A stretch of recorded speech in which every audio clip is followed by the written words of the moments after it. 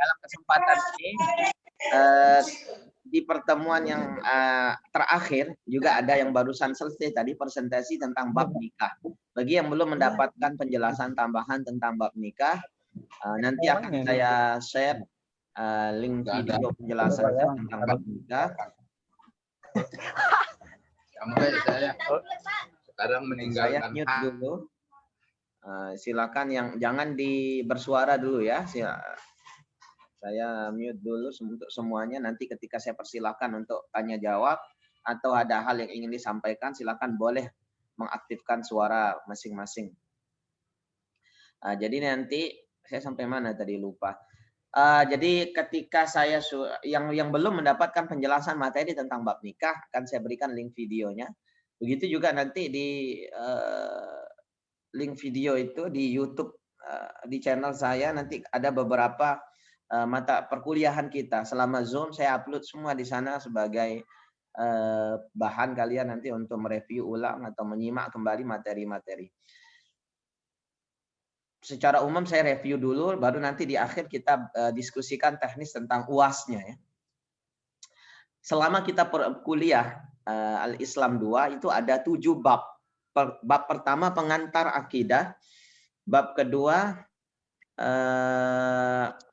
bab pertama pengantar akidah, bab pertama pengantar ibadah, bab kedua itu tentang toharoh, bab ketiga tentang sholat, bab keempat tentang zakat, bab kelima tentang puasa, bab keenam tentang haji, bab ketujuh tentang nikah. Ada 7 bab yang kita sudah diskusikan bersama kelompok-kelompok tadi.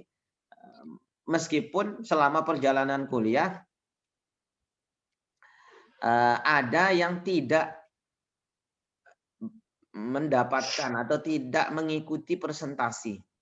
Dan sudah saya berikan kesempatan untuk mengulang, pun ada juga yang tidak mempersiapkan dirinya untuk presentasi. Maka golongan-golongan yang tidak siap ini sudah termasuk minal khosirin ya. Termasuk orang-orang yang rugi dan tidak akan lulus jika tidak ada tugasnya. Jadi sekarang saya review dari bab per bab dan kemudian potensi-potensi soal UAS itu kayak apa gitu. Pertama tentang pengantar ibadah. Dalam pengantar ibadah, poin kita di satu bab ini adalah mengenai kaedah-kaedah ibadah disertai dengan bid'ah, pemahaman tentang bid'ah di dalam ibadah dalam perspektif Muhammadiyah. Setelah kita mengenal bahwa ibadah itu adalah at-taqarrub ilallah bimtithali awamirihi wa jitinabi nawahihi wal amila bima adina bihi syari'. Bahwa ibadah itu adalah upaya untuk mendekatkan diri kepada Allah dengan menjalankan semua perintah Allah, menjauhi seluruh larangan dari Allah, dan mengamalkan apa yang diizinkan oleh syariat Allah dan Rasul-Nya. Maka kemudian kita telah membagi ibadah itu. Para ulama telah membagi ibadah itu. Begitu juga dalam pandangan Muhammadiyah. Menjadi ibadah yang am dan ibadah yang khos. Ibadah yang umum dan ibadah yang khusus. Atau dalam istilah lain ibadah mahdah dan ibadah ghair mahdah. Ibadah yang mahdah itu adalah ibadah yang sudah diatur perinciannya, tata caranya, bacaannya, waktunya oleh syariat. Sedangkan yang ghair mahdah yang belum diatur perinciannya oleh syariat. Maka poin kita dalam pengantar ibadah di bab 1 dalam perkuliahan 1 semester ini adalah bagaimana bisa mengambil pemahaman bahwa ibadah ini memiliki kaedah-kaedah dan hukum asalnya adalah at-taufiq wattiba', at-tauqifu wattiba'. Ditetapkan oleh Nabi dan harus mengikuti cara Nabi. Sehingga dengan kaedah umum seperti ini, dalam pandangan Muhammadiyah bahwa ibadah mahdoh atau ibadah yang sudah diatur perinciannya oleh syariat tadi, tidak boleh dan tidak ada ruang di dalamnya untuk inovasi, untuk dinamisasi. Segala hal terkait dengan ibadah mahdoh tersebut harus dijalankan sesuai dengan tuntunan dan arahan dari Allah dan Rasul-Nya. Nah, ini poin pertama. Kemudian poin kedua, kaidah yang digunakan adalah al-aslu fil asya al-aslu fil ibadah batalan. Asal daripada ibadah itu adalah batal sampai dengan ada hal-hal atau dalil-dalil yang kemudian memberikan isyarat bahwa ibadah tersebut sah dalam pandangan agama. Yang ketiga, al-aslu fil ibadah at-tahrimu. Asal daripada ibadah adalah haram sampai dengan ada dalil-dalil yang memerintahkan. Nah, inilah yang kemudian dipandang yang menjadi poin dalam pengantar ibadah di bab pertama selama perkuliahan kita di 1 semester yang lalu. Selain tentang kaedah-kaedah ibadah, dalam bab ibadah, bab 1 pengantar ibadah itu, kita juga mengenal istilah bid'ah. Di mana konsep awal kita bahwa ibadah mahdhah tidak boleh dinamisasi dan inovasi di dalamnya. Harus ikut bagaimana contoh dari Nabi Shallallahu Alaihi Wasallam. Maka ketika terjadi proses dinamisasi, inovasi dalam ibadah mahdhah, jatuhlah kita pada sesuatu yang disebut dengan bid'ah. Apa bid'ah itu? Maka Al-Imam Asy-Syatibi mengatakan ibadah itu adalah tariqatun fid din, metode dalam mengamalkan agama, tudahis syariah, yang mirip dengan syariat, yuqsadu bis-suluki ilaiha, yang dimaksudkan dalam mengamalkan hal tersebut al-mubalaghah fi ta'abudillah, berlebih-lebihan di dalam menyembah atau beribadah kepada Allah untuk mendapat pahala dari Allah. Jadi intinya bid'ah itu suatu cara beribadah yang tidak ada sumbernya dari Rasulullah Sallallahu Alaihi Wasallam, baik qaulan secara perkataan, motivasi dari Nabi, fi'lan perbuatan Nabi, au taqriran ketetapan dari Nabi, au tarkiyan atau hal yang sengaja ditinggalkan Nabi. Dia tidak masuk dalam hal-hal sunnah seperti ini. Betul-betul mukhtara'ah, dibuat-buat oleh oknum-oknum tertentu, diikuti oleh banyak masyarakat. Contohnya adalah sholat yang asalnya 5 waktu, lalu kemudian dijalankan hanya 3 waktu saja. Dan dipercayai bahwa yang wajib hanya 3 waktu saja. Nah, ini bagian daripada contoh bid'ah di dalam ibadah. Nah, sehingga kalau kita rincikan dari definisi Imam Asy-Syatibi tadi, maka bid'ah itu punya beberapa unsur. Pertama, tidak ada dalil yang melatar belakangi. Kalau saya ungkapkan dalil itu ada yang naqli dan akli. Dan luas, bukan hanya Quran dan Sunnah saja. Ada dalil yang makro, ada dalil yang mikro. Ada dalil Quran, Sunnah, ada yang mikro, ada yang ijma', qiyas. Kemudian urf, ada syar'u man qablana, ada syadud darai, ada istihsan, ada istishab, dan yang lain-lainnya yang dijadikan dalil oleh para ulama. Nah, kalau tidak masuk dalam pusaran dalil-dalil ini, ibadah itu disebut dengan bid'ah. Kemudian yang kedua, dibuat dia menyerupai, mirip sekali dengan syariat. Yang ketiga, dibuat dia untuk memang betul-betul mengharap pahala dari Allah. Bukan adat. Diniatkan untuk ibadah, bukan untuk adat istiadat. Maka kalau ada hal yang mirip ibadah, tetapi tidak diniatkan untuk ibadah, hanya diniatkan sebagai salah satu kebiasaan saja, adat istiadat, tidak ada bid'ah di dalamnya. La bid'ata fil ibadah, kata Imam Syatibi, tidak ada bid'ah di dalam fil adah, di dalam adat. Contoh, misalkan nyongkolan itu adat ya, meskipun dia satu rangkaian dengan nikah, dia termasuk adat, maka tidak ada hukum bid'ah di dalam nyongkolan. Yang ada adalah hukum haram, halal, hukum boleh atau tidak bolehnya, hukum dosa dan tidak dosanya terkait dengan bagaimana cara dia menjalankan adat nyongkolan itu. Kalau dalam nyongkolannya ada kecimol, ada joget-joget bareng, ada maksiat, ada minum-minuman keras, maka nyongkolan itu bukan bid'ah tetapi menjadi haram karena mengandung hal-hal yang melanggar syariat. Sebab tidak ada penyebutan bid'ah di dalam adat atau urusan-urusan duniawiyah. Tidak masuk dalam sebutan atau istilah bid'ah. Baik. Terakhir di bab pertama saya ingin memberikan poin terakhir ya di bab pertama bahwa Muhammadiyah memandang bid'ah itu hanya satu macam saja, yaitu bid'ah dhalalah.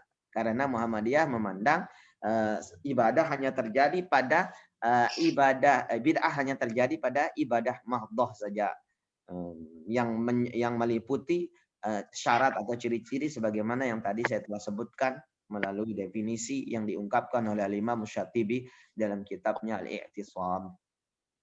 Nah, jadi meskipun demikian kita tidak boleh menampik bahwa ada di antara golongan ulama yang memang membagi bid'ah itu. Di antaranya ulama-ulama Syafi'iyah membagi bid'ah itu menjadi dua macam. Ada bid'ah dhalalah, ada bid'ah as-sayyi'ah. Bahkan ada sebagian ulama yang membagi bid'ah itu sampai 5 macam. Terlepas dari banyaknya khilaf, perbedaan di antara para ulama tentang hal ini, maka Muhammadiyah sekali lagi dalam fikih tarjihnya memandang bid'ah hanya satu macam, yaitu bid'ah dhalalah. Tidak ada bid'ah yang kemudian masuk dalam kategori hasanah dan sebagainya. Nah, ini pandangan Muhammadiyah. Baik, itu poin di bab pertama. Poin kita di bab kedua, bab thaharah. Selama kuliah yang kita ikuti, saya sudah berikan juga pengantar thaharah, nanti di review ulang, silahkan dilihat kembali di YouTube, di channel YouTube saya. Ada yang sudah sering saya bagikan linknya itu untuk persiapan kalian UAS. Jadi inti atau poin kita dalam bab thaharah adalah mengetahui dan bisa mempraktekkan cara untuk melakukan thaharah atau bersuci dalam pandangan Islam sesuai dengan manhaj tarjih Muhammadiyah. Nah, ini poin yang kita ingin gapai dalam bab kedua, yaitu thaharah. Maka ada 3 hal yang kita bahas dalam thaharah itu secara praksis ya. Pertama tentang praktek wudu, yang kedua praktek mandi jinabah, yang ketiga praktek tentang tayamum sebagai pengganti mandi jinabah dan wudu. Sebelum lebih jauh ke sana, kita ingat kembali, kita review kembali bahwa thaharah atau alat thaharah itu dibagi menjadi 2 macam ya, yaitu air dan debu.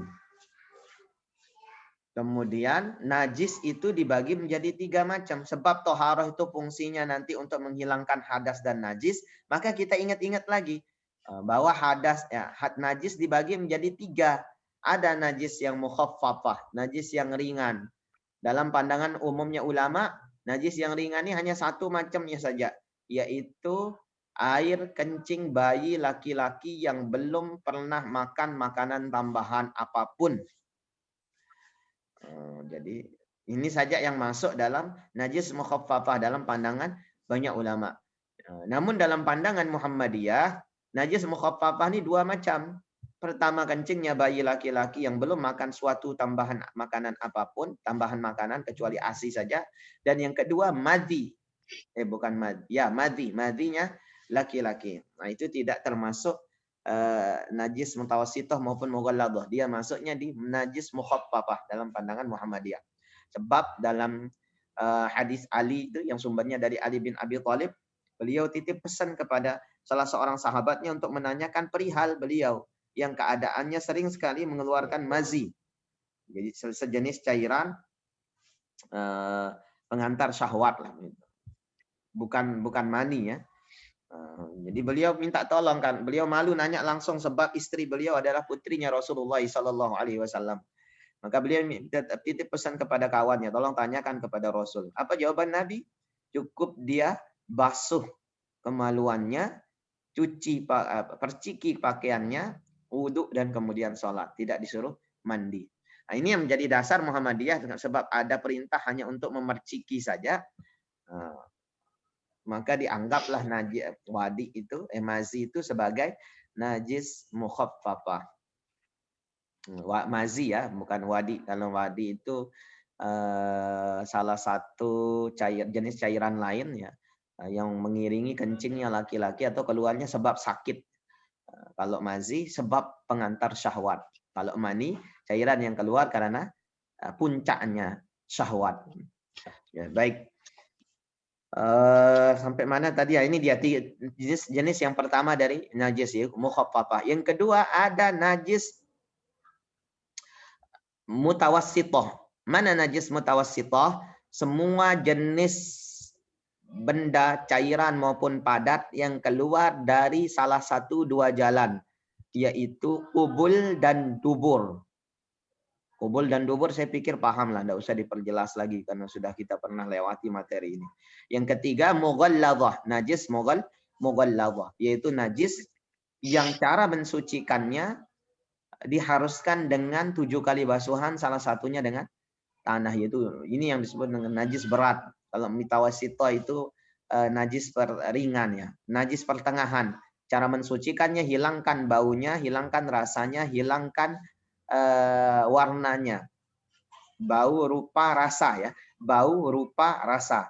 Bau, rupa, rasa harus hilang untuk najis mutawassithah. Sementara kalau najis mukhaffafah cukup diperciki. Jadi yang ringan itu cara mensucikannya.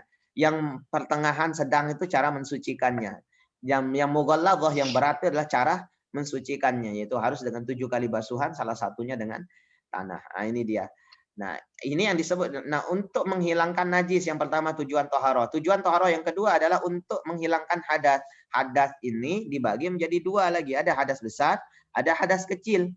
Yang mana masuk hadas kecil? Hadas yang hanya hadas yang mencukupkan dengan wudhu sebagai wasilah atau cara mensucikannya. Sehingga ketika kita berhadas kecil, wudhu, maka dianggap sudah suci dalam pandangan syariat. Kemudian yang dimaksud dengan hadas besar adalah hadas yang disyariatkan mandi sebagai media atau cara untuk bersuci dari hadas tersebut. Sebab hadas besar ada 6. Sudah saya sampaikan ya. Sebab hadas besar ada 6. 3 dialami oleh laki-laki sekaligus perempuan. Yang pertama yaitu mandi sebab bersetubuh. Yang kedua sebab keluar mani. Yang ketiga sebab mati. 3 hal ini dialami baik oleh laki maupun perempuan. Yang 3 lagi khusus hanya untuk perempuan saja. Hadas besar sebab haid, hadas besar sebab nifas, dan hadas besar sebab melahirkan.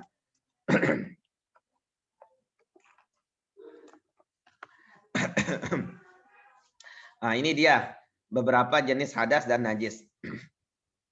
Dari dari beberapa jenis hadas dan najis ini, cara mensucikannya ada 3 tadi.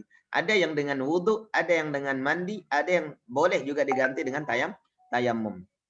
Wudhu, nanti kaifiat dan caranya silakan lihat lagi di video praktek yang pernah saya share-nya. Begitu juga tayammum, begitu juga dengan mandi jinabah prakteknya. Hanya saja yang ingin saya tekankan bahwa tayammum ini pengganti yang hanya boleh dilakukan jikalau ada menemukan kendala atau udzur syar'i yang membolehkan dia untuk tayammum. Sebab tidak bisa menggunakan air, sebab sakit, sebab musafir yang tidak menemukan air, dan sebab-sebab lainnya yang menghalangi dia untuk menggunakan air secara normal untuk mandi maupun untuk wudhu. Sehingga boleh dia untuk tayammum dengan debu yang suci, baik yang berada di atas permukaan tanah dalam pandangan Muhammadiyah maupun yang ada di permukaan selain tanah seperti debu yang menempel di dinding, tembok, di kaca mobil, di dinding pesawat, dan di tempat-tempat lainnya. Sebab dalam pandangan Muhammadiyah, debu-debu yang menempel di sana pun asalnya dari tanah. Sehingga menggunakannya sama seperti menggunakan debu yang langsung dari tanah. Ini zoomnya 10 menit lagi akan mati, nanti masuk kembali. Karena belum selesai ya. Jumat. Baik. Nah, nanti ini Jumat baru jam 10 ini. Yang mau keluar silakan keluar ya. Saya hanya memberikan materi ini sekali ini saja. Baik, saya kembali lagi kepada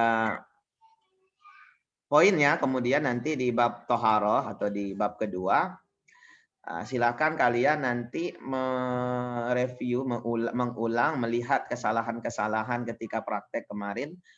Di mana saja ada salahnya, salah tayamumnya, salah wudhunya, salah mandi jinabahnya.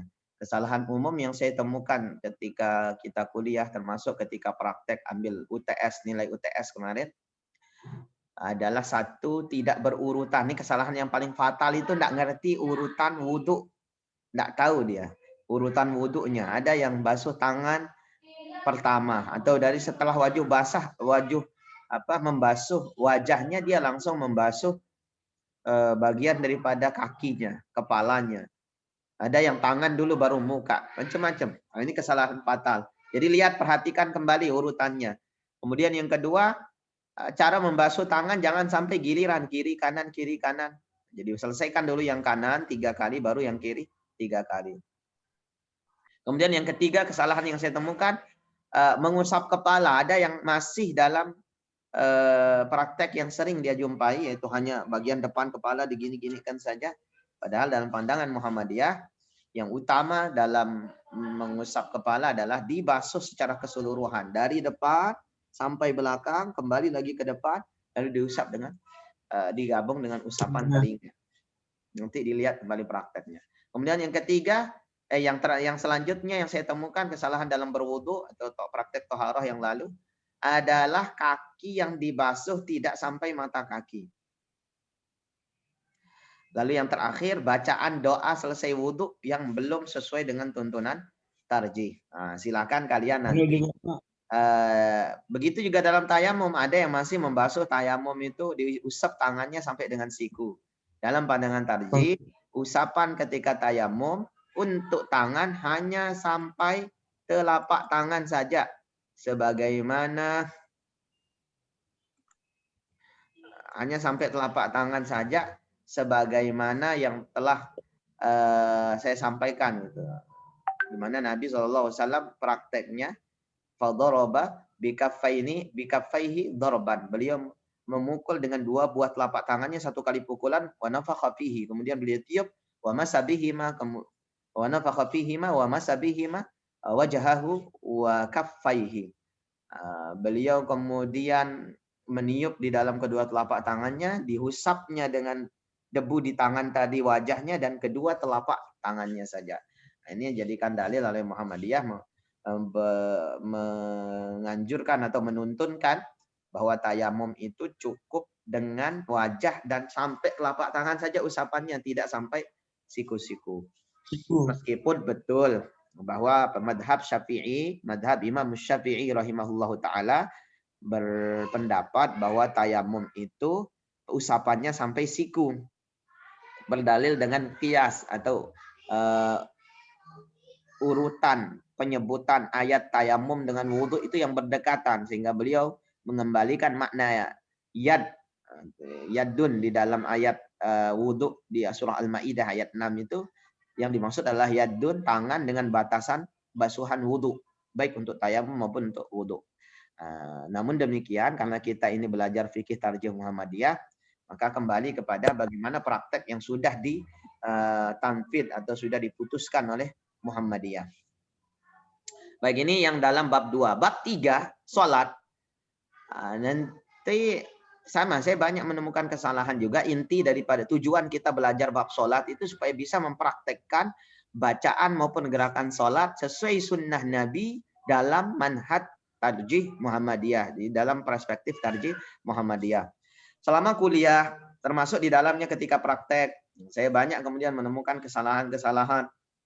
Di antaranya ketika takbiratul ihram, posisi tangan belum tepat, banyak yang mengangkat tangan seadanya, ada juga yang hanya tepat di depan dada. Muhammadiyah memandang angkat tangan sejajar pundak dan sejajar dengan telinga tanpa tidak sampai telinga ditempelkan ke jari-jari gitu, atau jari-jari menempel ke telinga seperti ini. Ada beberapa yang prakteknya sampai begini. Tidak perlu begini. Ini praktek yang kurang tepat.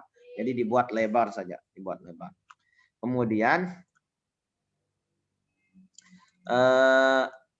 intinya ya, untuk kita persingkat, nanti intinya silakan dilihat kembali video tersebut. Nah, bagi yang belum hafal bacaan sholatnya sesuai dengan tuntunan tarjih Muhammadiyah, sebab nanti akan masuk dalam UAS, silakan dihafalkan betul yang baik tuntunan bacaannya.